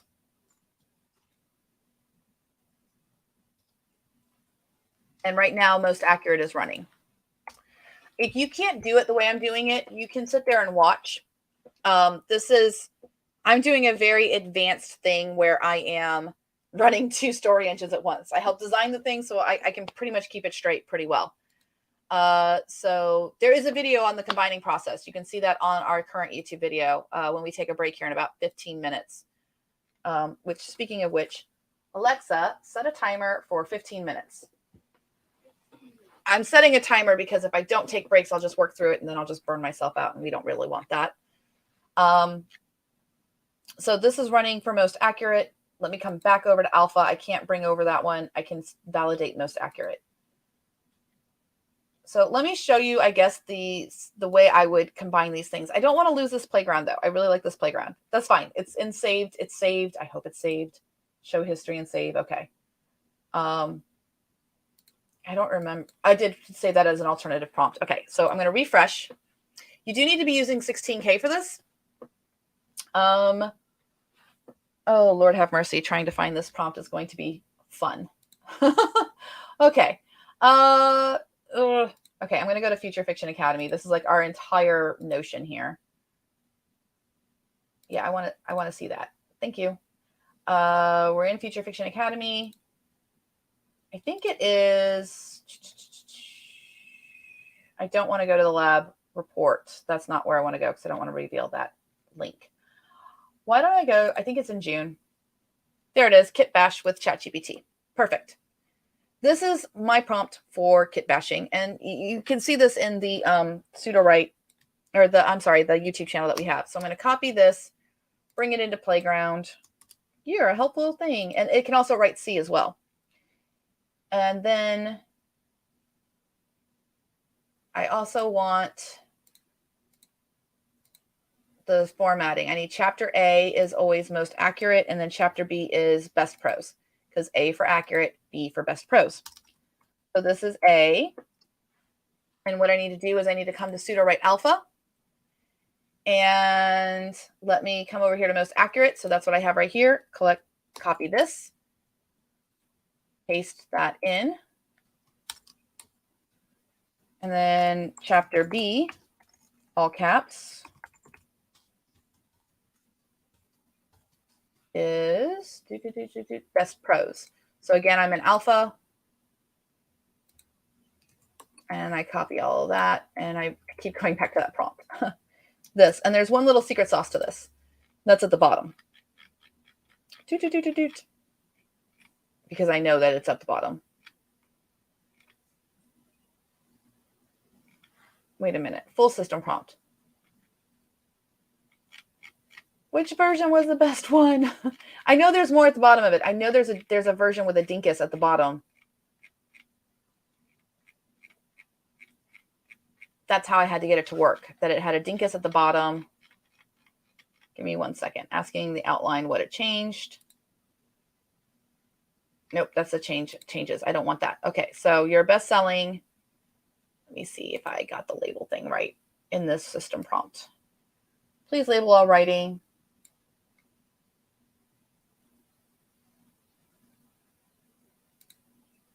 Okay.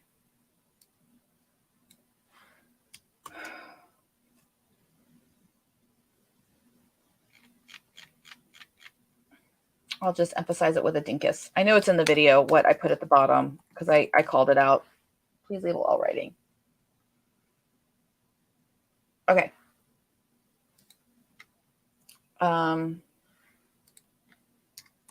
Please label all writing. Please label all writing with either. There we go.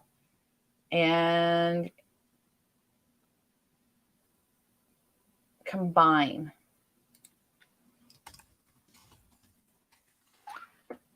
So I think what I put in user, I said that I asked in user, Your Grace, this was a Regency romance. Actually worked. Okay. So this isn't the actual work thing. That's all system, full system prompt. Why don't I have the user? I don't want to go all the way back. Okay. We'll just make it up as we go. Please label. Please combine the two chapters into the two writing samples. That's what's in the sample. Please combine the two writing samples into the best writing possible and label all writing. Chapter A, B if it's chapter B, C if the writing was new writing. And it's not Regency romance is fine. We want maximum length. We want a presence penalty of 1, and then we click submit. And what this is doing is that this is taking from A and B, and we'll see how much it pulls from B. It's actually not labeling things very well. Oh, I remember. Cancel, stop.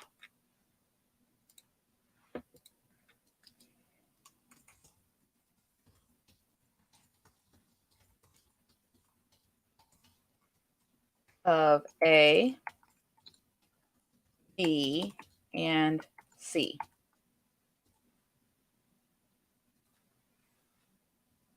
So it knows that it's supposed to pull from all of them. It did not. That broke it. Stop. Ugh, this is frustrating. Okay, well, there is a kit bash thing, and kit bashing is not working at the moment because I don't have the prompt. This is something that I always have to fix when I do this.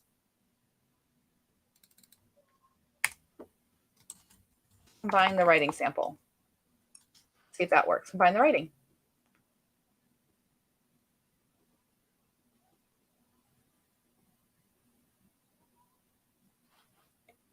Cancel.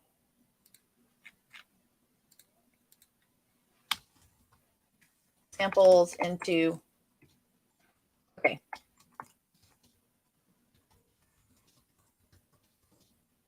And say ready when you understand what's next. We'll try this. This is more of a chat thing. Ready. Okay. Tell me what you will do next. I will identify and select the most suitable parts from both A and B to create a new cohesive manuscript for the final chapter. I will also incorporate any necessary new writing to bridge the gaps between the existings. And you will label each sentence. Actually, we'll do that next. Okay, that's cool. So we'll just do that. All right, go. We'll do it layering. I'll ask it to label it at the end. It's deciding this is chapter C. I'll delete that out. I'm getting emails. Okay.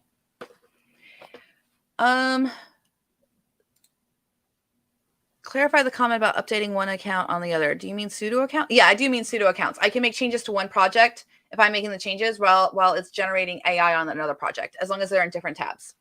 That's a good question, Nina. Oh, I'm sorry. I jinxed your Alexa. My bad.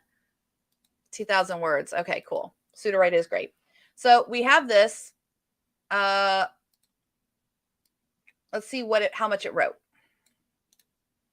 Word counter plus 729. Okay.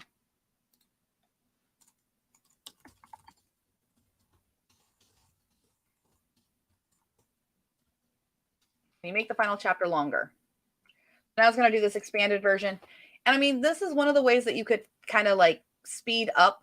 You also can manually kit bash. I call it kit bashing because kit bash means when you're making model airplanes, you grab pieces from different models and you put it together as one project. So I was like, okay, well, we're taking things from different AI models and we're kit bashing them together to make one project. And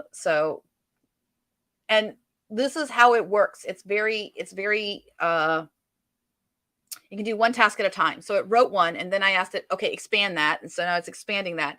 And then I'm going to ask it to label everything. I can get it to work all at once, but it is tricky. So that's 1,300 words now. That's a good start. And I'm going to go, great. Can you please label each sentence A, B, or C based on the criteria you were given.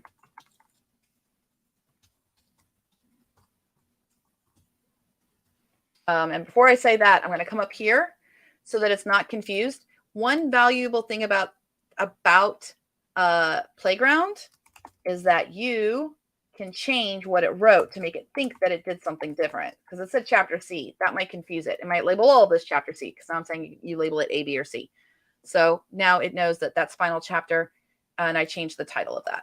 It's kind of a strategic thing. And what I'm doing here is a check. I'm seeing that it actually combined it pretty well.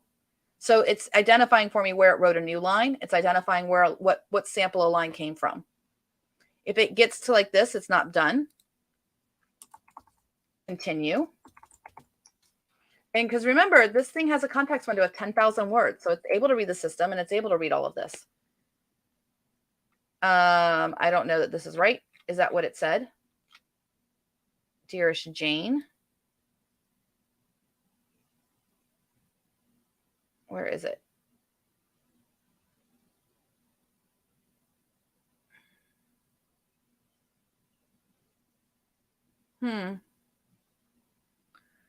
I think it's a little bit confused. Here are the labeled sentences. Okay, so I messed up with the instructions here. So can you please label each sentence in final chapter above A, B, C, or D? Okay, so submit. Because I labeled it final chapter. There we go, dearest Jane. So now we're in the right spot here. We have a lot of A's. Now we have some B's.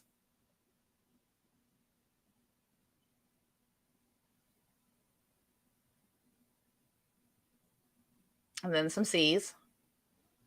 And some A's and some C's and some B's. I don't know that this is any good. I didn't read it yet. I just wanted to first check to see that it was like pulling from B and pulling from A. And yeah, this is a mess up thing because it pulled from A. I must have mixed and matched. I think it's having a hard time. So we'll just let this go for right now. It's not working as it should at all. But there are methodologies for you to get it to kit bash together. I'm not using my good prompt, and we have 4 minutes left. Let's go ahead and check on Sudowrite and see where we're at with most accurate. Right here, we have most accurate. Okay, so we've got all of that. And I've got to copy this. And remember, I have to come into alpha because I have to make a new chapter 2. So I just add new and paste it in. And this is chapter 2. Most accurate. Okay. We ended up with chapter 2. And I mean, this is only the first 2 hours. I knew that this was going to be the slowest part because I'm kind of like figuring out how I wanted to do this. So best prose was 1830. And most accurate is 25. Wow, 2,933. Go me with writing beats. I'm going to go ahead and take the average of the two chapters that we have. So chapter 1 was 2034 plus 25. Was it 2,500? That seems awfully accurate. That seems awfully on the nose. Most accurate chapter 1 was, yeah, 2549, not 2,500, Elizabeth. 2549. So that's I have 4,583 words to kit bash together for chapter 1. Assuming I could get an average between those two, that would put chapter 1 roughly in final edited form about 2,300 words. And then chapter 2, we had 1830 plus 2933, 4763 total. 4,763 total divided by 2, 2,381 words. So we're roughly at 46.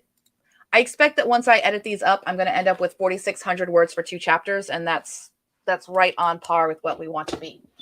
Not exactly where I wanted to be at the end of 2 hours, but not bad, not shabby. This would be a good days of writing work. And we get to do this 2 more times tonight. So I will be back at 5 p.m. Eastern. So I'm going to take a 2-hour break. For my Future Fiction Academy people, if you are a member of the Discord, check the Discord in just a few minutes. There will be a quick little Zoom after party so that we can decompress from this for a few minutes before I take my break. And then I will be back at 5 p.m. The link is on YouTube. Any other questions, comments, concerns? I guess I can go back to the stream here, StreamYard, and stop remove this so that you're just seeing me. Oh, it's been a little bit of a slog. All right. Any other questions? All right. Thank you all so very much for joining in. We are we have 2 minutes left, but I think we're close enough. If you have any questions about Future Fiction Academy, you can certainly bring it to the chat at 3 o'clock.